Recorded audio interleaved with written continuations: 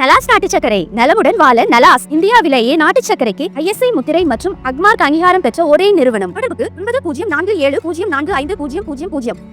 Israel மீது நடவடிக்கை எடுக்க முடியாததால் நெதர்லாந்து வெளியுறவுத்துறை அமைச்சர் காஸ்பர் வெல்ட்காம் தனது பதவியை ராஜினாமா செய்துள்ளார். இஸ்ரேல் ஹமாஸ் இடையேயான மோதலின் விளைவாக காசாவில் வசிக்கும் மக்கள் பஞ்சத்தால் பாதிக்கப்பட்டு வருகின்றனர். இதனால் இஸ்ரேல் மீது நடவடிக்கை தேவை என நெதர்லாந்து வெளியுறவு அமைச்சர் காஸ்பர் வெல்ட்காம் வலியுறுத்தி வந்தார்.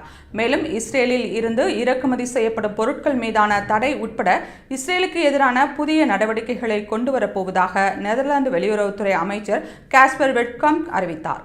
இதற்கு அவரது கூட்டணி உறுப்பினர்களிடம் இருந்து போதுமான ஆதரவு கிடைக்கவில்லை என கூறப்படுகிறது. இதன் காரணமாக தனது வெளியுறவுத்துறை அமைச்சர் பதவியை ராஜினாமா செய்வதாக காஸ்பர் வெல்ட்காம் அறிவித்துள்ளார்.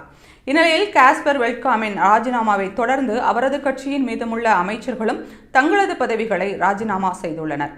இதனால் நெதர்லாந்தில் ஆட்சி கவிழும் அபாயம் உருவாகியுள்ளது.